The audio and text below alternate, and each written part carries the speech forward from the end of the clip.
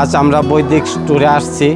অনেক আমাদের তাঁতিবাজার নামহট্ট সংঘ থেকে আমরা বৈদিক ট্যুরে আসাতে আমরা খুব আনন্দিত এবং এখানে খুব পারমার্থিক কল্যাণের জন্য সবাই আমরা পারমার্থিক নিয়ে চিন্তা ভাবনা এবং আলোচনা হবে এবং এখানে মহাপ্রসাদের ব্যবস্থা আছে, এখানে যাতে সবার কল্যাণ হয় সেই চেতনা নিয়ে আমরা সবাই মিলিত হয়ে আমরা আনন্দিত উপভোগ করব। হরে কৃষ্ণ।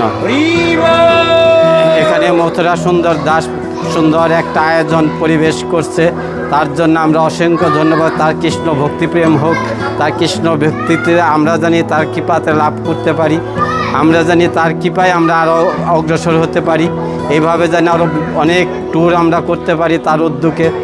সে যেন আমাদের সেই উৎসাহ যোগায় এবং আমরা সকল ভক্ত মিলে যেন আমরা সে আনন্দ উপভোগ করতে পারি। হরে কৃষ্ণ, হরে কৃষ্ণ, হরে কৃষ্ণ।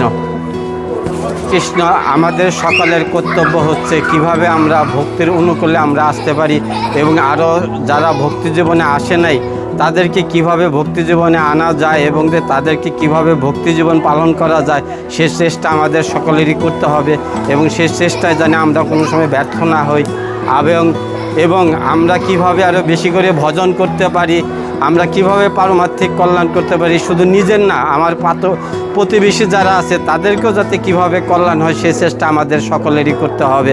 সেটাই আমাদের মুখ্য উদ্দেশ্য।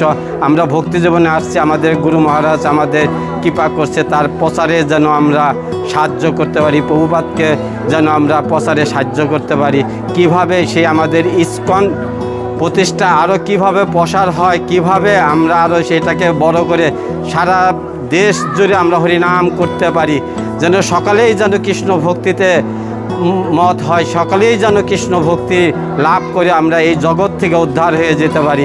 এইটাই হচ্ছে আমাদের পরম লক্ষ্য। হরে কৃষ্ণ, হরে কৃষ্ণ, হরে কৃষ্ণ।